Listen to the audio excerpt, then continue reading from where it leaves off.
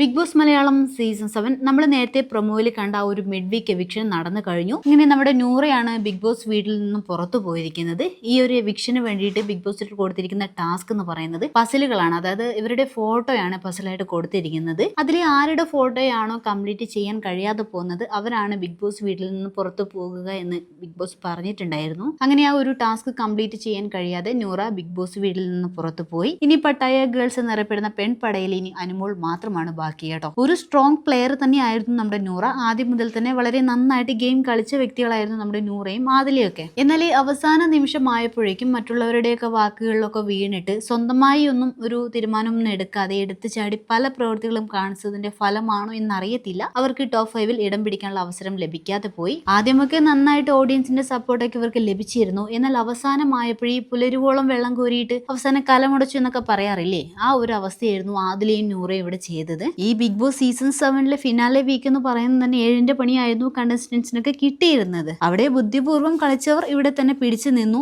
ഇനി ഇതിൽ ആരാണ് വിന്നർ ആവുക എന്നറിയാൻ വേണ്ടി മണിക്കൂറുകൾ മാത്രമാണ് ബാക്കി.